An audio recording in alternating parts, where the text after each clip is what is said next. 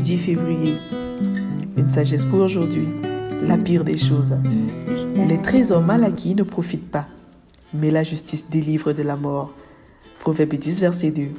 Dans ce verset, le sage met en opposition les trésors mal acquis et la justice et fait savoir que, tandis que l'un ne profite pas, l'autre délivre de la mort.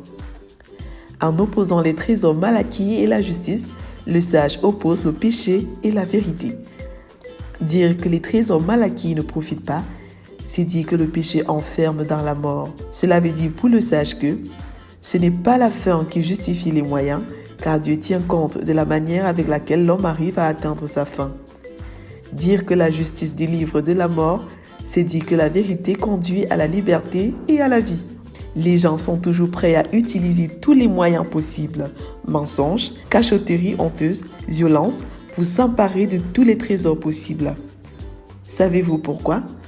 4 vérités importantes à savoir. Quelle que soit la quantité d'or et d'argent que représente notre trésor, cela ne pourra nous assurer ni la pureté, ni la santé, ni la vie, ni la véritable richesse. Les gens continuent à faire ce qu'ils font parce qu'ils ne se rendent pas compte de la situation dans laquelle ils se trouvent. Les gens continuent à être aveuglés, attirés par l'appât du gain parce que le trompeur a réussi à les tromper en ce qui concerne la pire des choses. Enfin, quelqu'un a dit qu'il existe des personnes si pauvres qu'elles n'ont pour seule possession que l'argent. Savez-vous quelle est la pire des choses ? Voyons ce que nous en dit le Seigneur.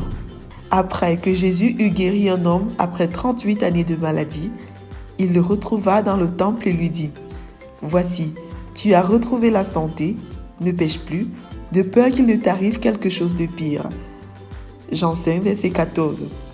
Cette parole de Jésus signifie que la pire des choses n'est pas de faire 38 années de maladie, quelle qu'elle soit, mais de mourir dans le péché, en dehors de la grâce de Dieu. Vérité.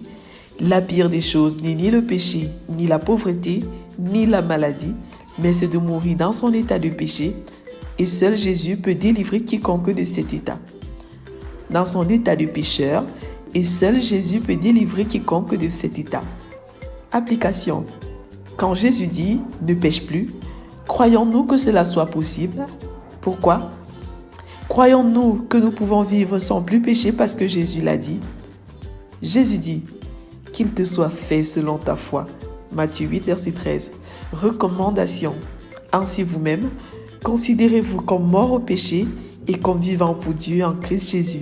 Romains 6, 11. Prions ensemble.